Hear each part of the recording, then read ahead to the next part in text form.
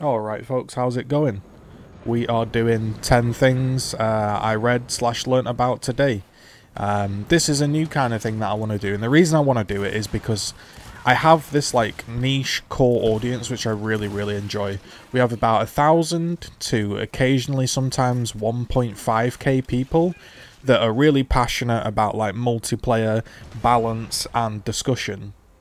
But let's be honest about it, it's not really kind of going anywhere. It's kind of, I've found my niche, and this is kind of it, it seems. I'm struggling to branch out maybe into different Gears communities and stuff like that. Maybe my content's just too niche, maybe I'm just not too amped up, or, you know, I do long form content. I'm a niche audience, in a niche audience, and a niche audience, and a niche audience. Well, like Inception levels deep, and it's obviously going to be difficult to break out. So sometimes I sit back and I realize like this is a passion project. I don't have 1,000 Twitch subs, I don't have a million viewers, you know. So because it is a passion project, that means I really should do things that I enjoy. And at the moment I haven't really been enjoying Gears 5 multiplayer that much. As a result, I've been playing less and less. The footage you've seen in the background is of some execution, which was actually okay, but again, netcode issues, people hitting me where they shouldn't do, etc. Large gib range, yada yada yada. You know the drill. So I spend a lot of time on the internet, right? I spend a ton of time on the internet, and the idea of this video or this topic, and let me know if this is interesting to you, is there's normally some stuff that I read about, learn about over the course of a week, over the course of my time on the internet, and it intrigues me. And I've been writing down some of the things, just some quick things that really have intrigued me and I've learnt about. So we'll talk about them, and it gives me a way to maybe show some Gears gameplay, but also maybe branch out, maybe just, you know, reach a different kind of audience. I don't know. So if you do like the different content, do thumbs up and comment, because yeah, it helps a bunch. So the first one I've kind of realized, as you can tell by this video, is I'm a learner and a talker. That might seem obvious to some of you, but honestly, like, for the longest time I've never really enjoyed talking. I would still struggle to stand up in a public event and talk unless I knew absolutely what I was talking about to 1,000,000%.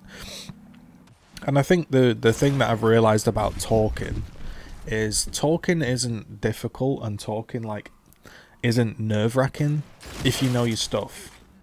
That's all it comes down to.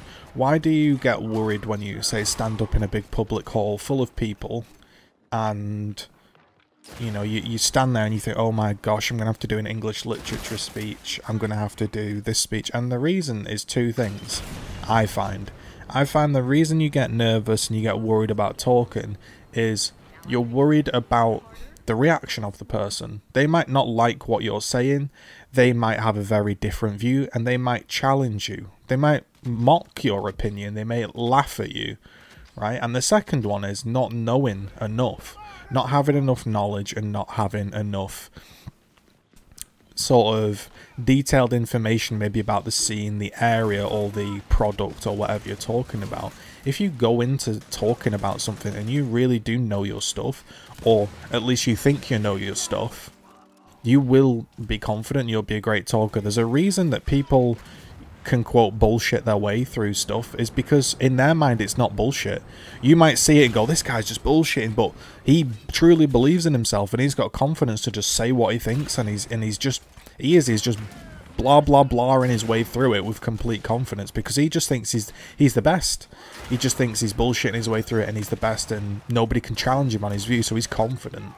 And you know, the second one is, you know, let's say you really do know your stuff. You're not bothered about saying 1 or 2 lines or a speech, because if someone raises their hand and challenges you and you know your stuff, you can give a decent answer back, and you're not worried about, oh, what happens if somebody reacts this way? What happens if somebody reacts the other way?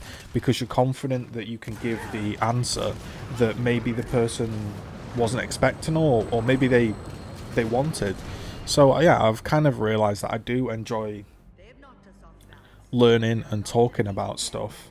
And that's kind of why the channel might be heading, I don't know. So the second topic is Twitch music copyright. This maybe is a slightly older point. I made these notes about 2 weeks ago. and the Twitch music copyright was effectively that Twitch TV, the streaming platform, has got so big that now people are coming for their pennies, aren't they? They know that there's money to be made, and there was a lot of issues where people were getting banned from old clips. A clip is a section of a stream which somebody can cut and post online, like a 10 to 60 second clip. And these older clips, even from way back in the day, were getting copyrighted for having a tiny piece of music in the background and all of this stuff.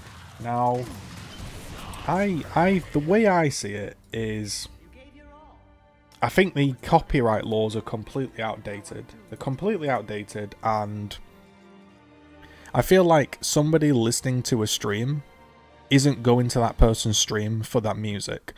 What I mean is, let's say I'm listening to Iron Maiden, and I'm listening to the Iron Maiden album, and I'm playing Gears, there's lances going off, I'm talking over the top of it. Somebody isn't coming into my stream to randomly hope that I'm listening to Iron Maiden. Now, if I'm listening to Iron Maiden and they kind of like that, and it's nice background music, you could maybe make an argument that,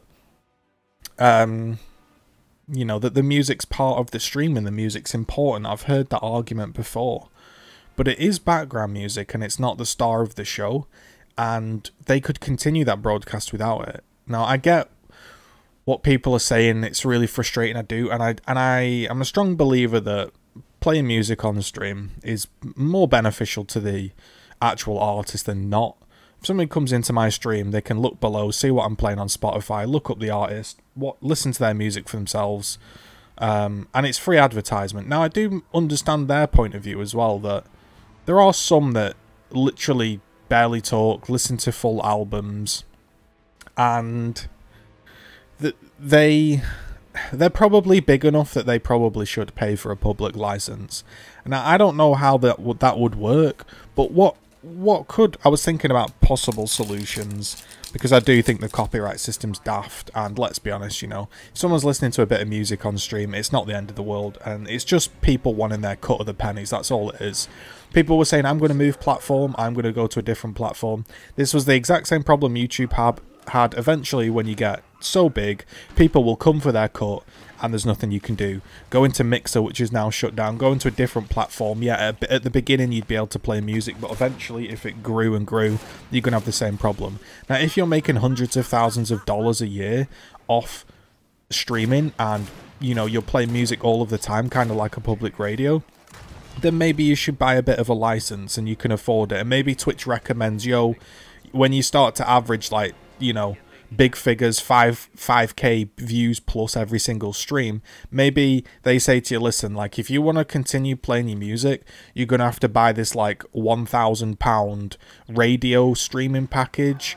The money goes into Twitch can then pay it to the correct person. And let's be honest, the stream would if you're that big of a streamer, the stream's going to end up raising that money anyway. You know how streams are, because it seems like the bigger the stream is, the more people donate, which is another concept which is very odd. People donating to millionaires. I get it. I understand that you want to support them, and a subscription to them is lovely.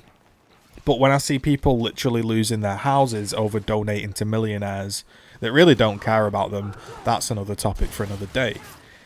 Next topic is computer technology. I've been looking at computer tech, obviously, because I enjoy it, and it's something I've looked at for a long time.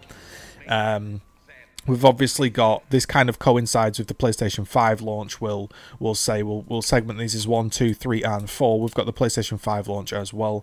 So with the computer technology, personally, I think it's great that AMD are now rivaling Intel, and in the graphics card department, Nvidia kind of have a rival as well now. One of the main reasons I wouldn't buy an AMD card is just because the drivers, you might get 10, 15, even 25% extra performance for your bang for your buck.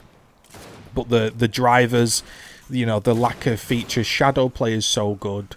RTX voice, you know, to clean up your voice is good. And Nvidia just works with graphics cards. I had a GTX 460 and a GTX 970, both work perfect. My two AMD cards, my my whatever it was, and then I had a 7950, constant blue screening, constant problems, and then the second I swapped out the card, worked like a dream.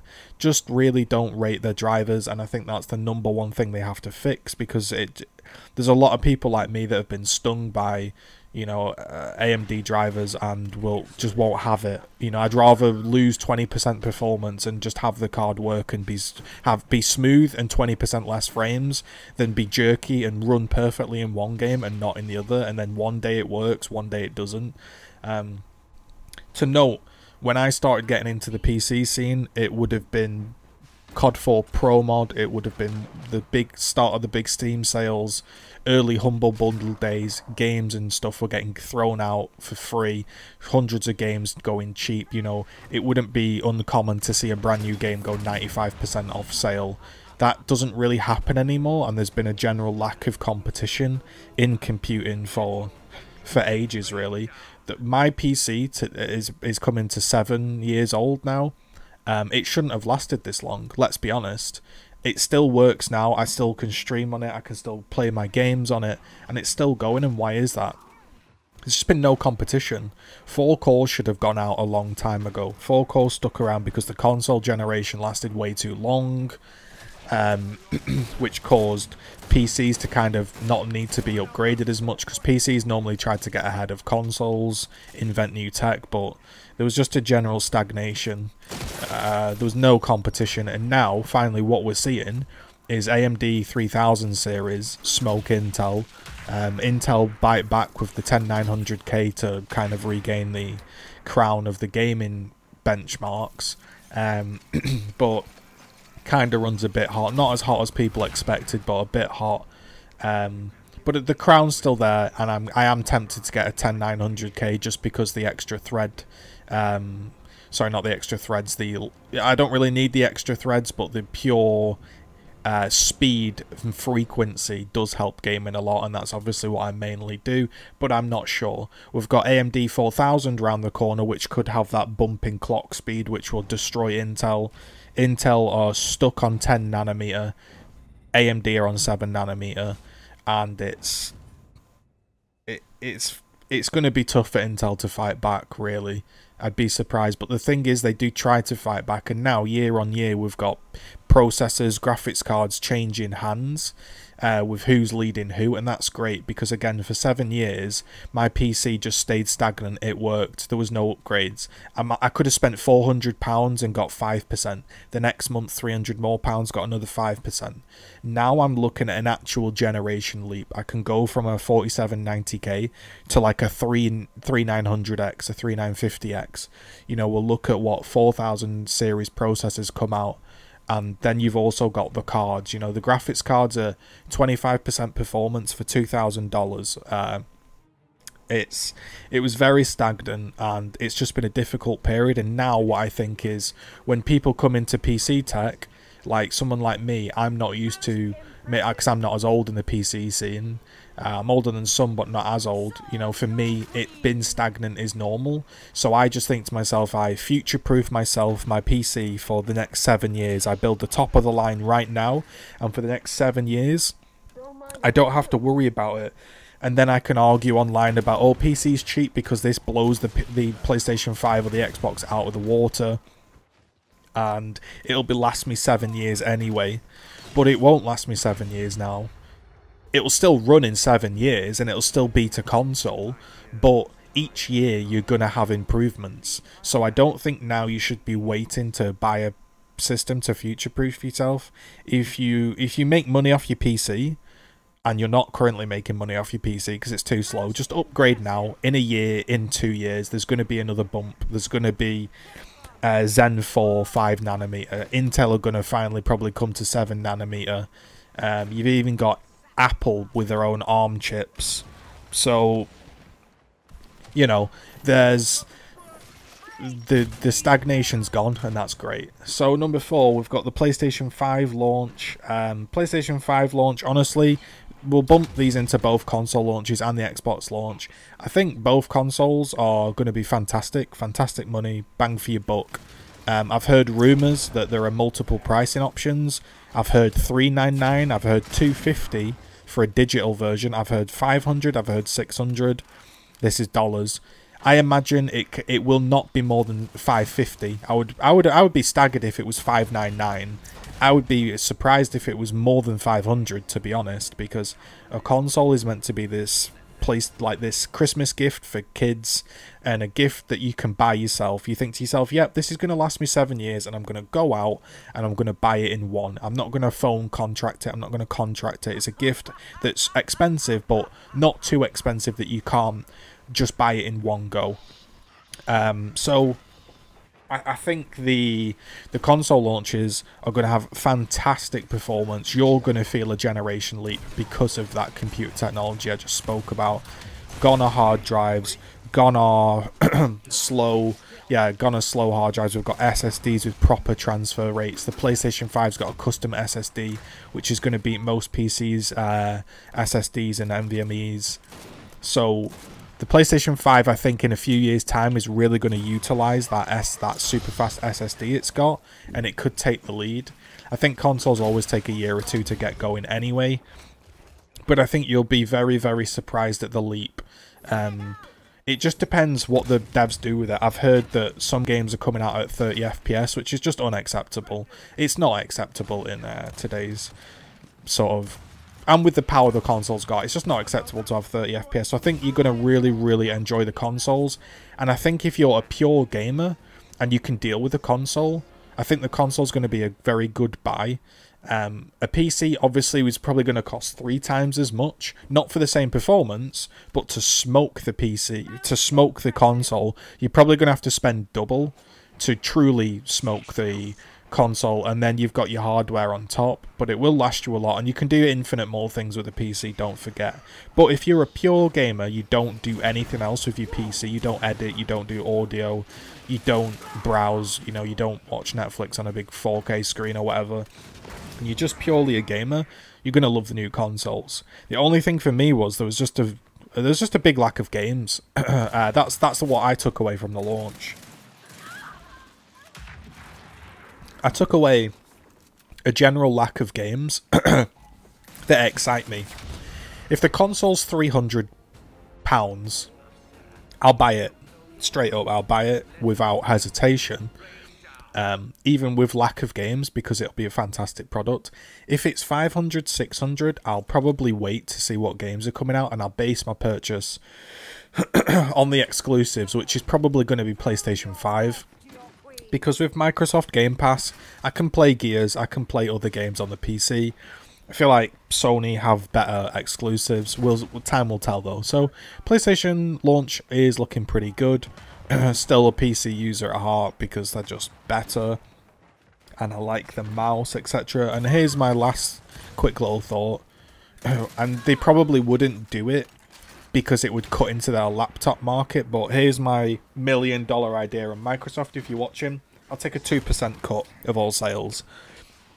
All Xbox need to do to win the console war is allow Microsoft Word and Microsoft Office, etc. to run on the console. It's a Microsoft machine, you can do it, it has the power, and the amount of sales you will get. If you can go into a store and there's 2 consoles and the mother or the dad or whoever goes into the store and thinks, what do I want to buy for my kid? Is it the PlayStation that's a gaming machine, or is it the Xbox where he can also do his homework on and get a 2-for-1? And people will go, what are you talking about? Trust me, I believe that's like such a $1 billion 9-head maneuver. If you can run...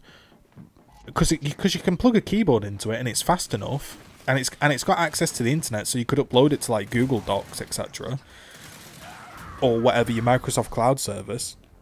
If you could open up your Word document and just type on your console, so many sales. Anyway, right. So consoles look good.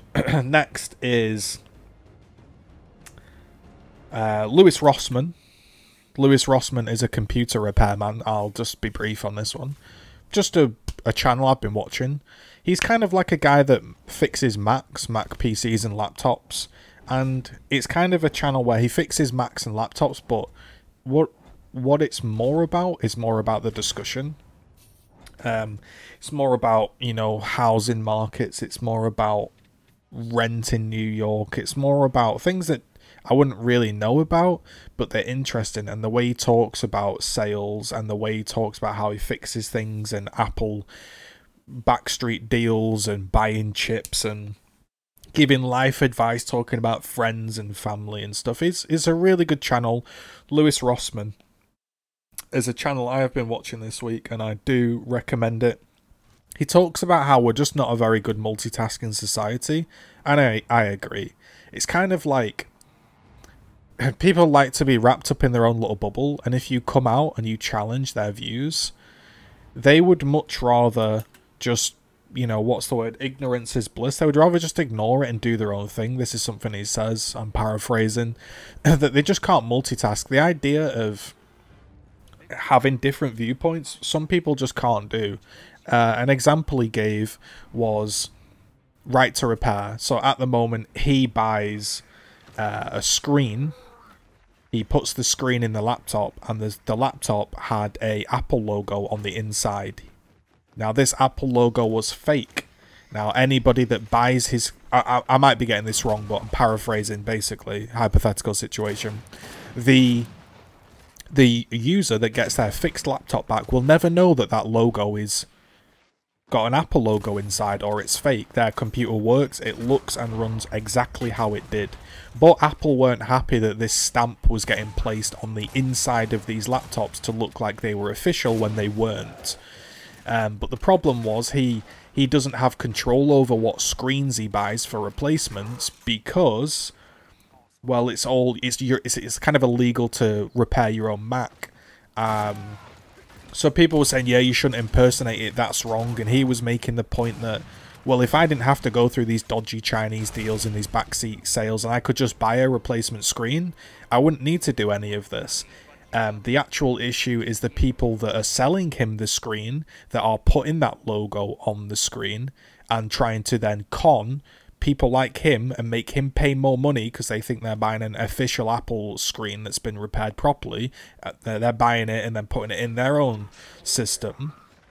That's the issue. And that's what he was talking about, that most people can't see multiple sides of an argument, that yes, putting a fake screen in, quote, fake screen is wrong, but the actual problem is the fact that there's a guy in China making the fake screen, putting the logo on to then sell to people that are having to buy these screens because there's no other official channel. So people are just like, oh, repairs baddies trying to fake a machine, wrong, get out, no right to repair. And people just can't, if something challenges their views, they can't look at both sides. They just want to look at one view and one view only, and that gets difficult. Okay, next.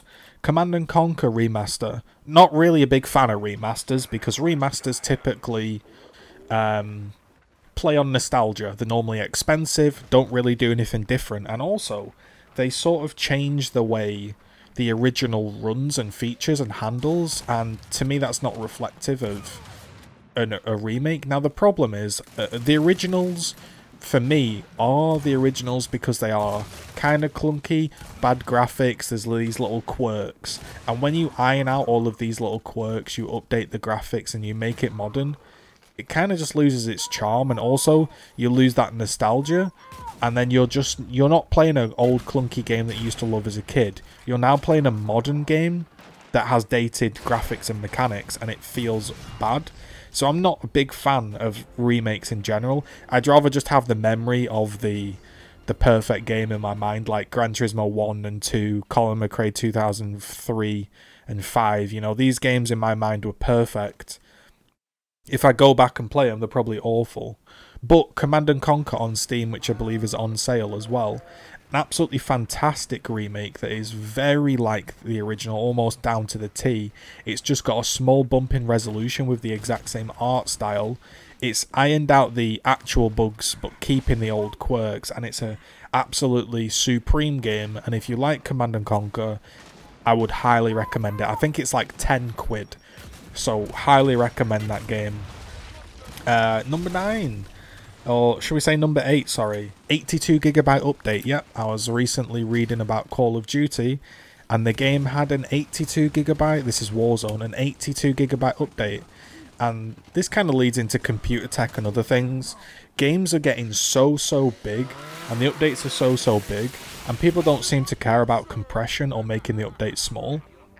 And some people still don't have unlimited broadband, and the idea of doing an 82GB update is just ridiculous. You know, I don't have fiber to the premises, I have fiber to the cabinet, so I can only get basically fiber broadband, not super fast, proper fiber broadband, you know, with the actual fiber to your premises. I get like 30 meg. That would take me like 5 or 6, 7 hours to download it.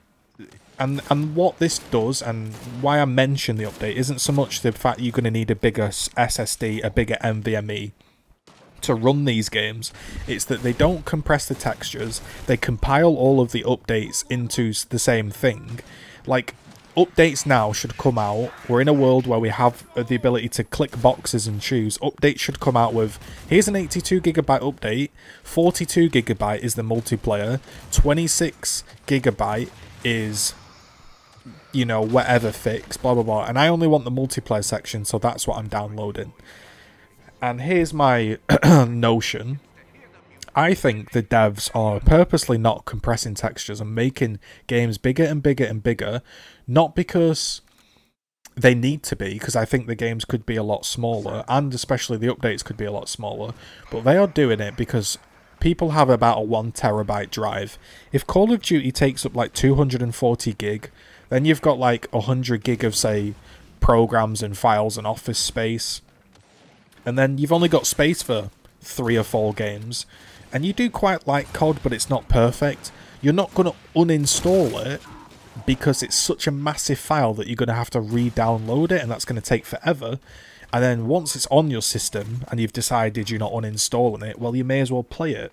So in a way, I think these big updates are also a way to get people to stop deleting the game and keep playing it in a digital era. So that was my thought when I heard about that update. Number 9, I've got loads here. I'll pick out this one. Number 9, something that irritates me. I've been reading. Obviously, I was resetting my sleep pattern. I was fixing myself, dealing with some stuff, trying to figure out. Anyway, blah blah blah. The point is, what really irritates me is some people's natural body cycle. They wake up at night, and some people's are morning people, and I really, and people will, maybe there's somebody in chat or somebody in the comments that recognizes this. It's really irritating how if you're not a morning person, you're seen as lazy. The idea that because you're more productive at night than in the morning, you're seen as lazy, really irritates me, because it's just not true. Me personally, I feel like I'm awake now. 2 PM is like I've woken up, I've slugged about, and at 2 PM, this is when I feel most awake. But, you know, that doesn't work, does it, for the modern world? You can't go to work at 2 PM. And it really irritates me when people think like, oh, well, I'm always tired in the morning, you know, so get on with it. And it's not so much that, it just irritates me the way there's this notion that morning people are these energetic, great people, and night people are seen as these like unenergetic, lazy people. And that might be a broad stroke to paint everybody with, but that's the way it seems. And yeah, some people love getting up in the morning, they're just on it, and some people love getting up at night, and some people love getting up whatever time. And yeah, it irritates me that people judge people off cycles. Number 10, we've got a list about stuff here. Could touch on this, kind of. I will touch on this because this is kind of a decent one. Argument separation. There are a lot of people that can't separate the argument from you, the person, and the point. Meaning, you can argue something, and they take everything as a personal attack, and they try to, what I call them, the converters. People just try to convert one person to their view. So let's think of an example. I like the colour blue, you like the colour red. Rather than discussing why this person likes the colour red and why I like the colour blue, and trying to understand why they like the colour red and them understanding why I like the colour blue, both people go at it trying to convert each other to blue's the best, red's the best. And they spend the whole time converting each other and arguing at each other and never actually debating the point. They can't separate themselves from the point. And this moves on to the last thing that I wanted to get into, you know. Jenna Marbles, basically Jenna Marbles, old school YouTuber, around since, well, forever. Basically did a video, all this cancel culture stuff. Cancel culture meaning going back through somebody's history and, you know, going back through somebody's history and thinking, right, this guy did this or this girl did this like 10 years ago when at the time it was socially acceptable. Now it's not socially acceptable. Let's dig it up and cancel them. That is awful. Side note, I think if it was acceptable at the time, you can't then retroactively cancel somebody from. Listen, if they repeat it, so let's say this, right? Somebody does some awful racist stuff in the 1900s, the 1800s, the 1700s. If they then were to somehow time travel and still be doing that stuff today, you tell them, yo, that shit doesn't fly, you don't do that, that's wrong, you've got a history of doing it, stop. But somebody making a comment in 1990 that was like a bit edgy and at the time socially acceptable, to dig it up into 2020 and cancel them is dumb. Now, if they continue to do it in 2020, tell them, yo, you've got a history of this, stop doing it, it's wrong, cut that shit out, that's fine. But actually cancelling them for something they did in the past, which was at the time okay, is stupid. So Jenna Marbles basically came out and said this quote: "If it offends people, I don't want it to exist." Meaning, she's deleted all of her videos that could potentially offend somebody. Cosplays, commentary, anything. But the point is, being offended is entirely subjective. I could be offended over a Liverpool shirt. I could be offended over the colour green. I could be offended over somebody that's overweight or skinny or that has green hair or has no hair or whatever. I could choose, or something might offend me entirely differently than something offends you. So you can't make something that doesn't offend somebody, because everyone has a reason to be offended. It's like Stephen Fry said, okay, you're offended, now what? I don't give a shit. Like, if you're offended, just move on. Accept, right, I'm offended, that's offended me, I'm not going to look at that stuff anymore. But the idea as a content creator that you would try to make content that offends nobody, imagine how bland of a world that is. And that's the way YouTube kind of is now. It's bland. Everybody's terrified of getting retroactively cancelled because and they just don't want to make anything that offends, but something will offend somebody. I've got some other points there, you know, but we'll leave that for now. That was my 10 things that I've been thinking about sort of this week. Let me know if you enjoy this. If you do, I'll collect some more thoughts that I've been reading about, and I'll produce another one. As always, if you like the content, I'm a small channel, I can't exist with your support. Listen, I wish I could ring up some sponsors and say, yo, I'm a massive channel, hit me up with those big boy sponsors. I can't.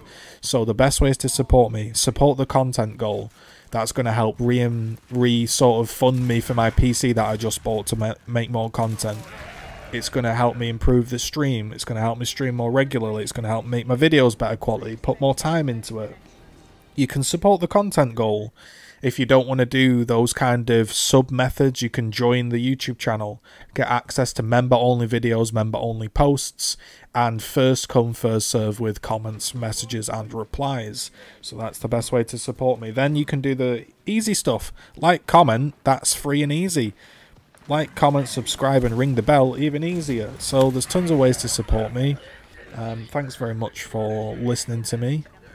Peace.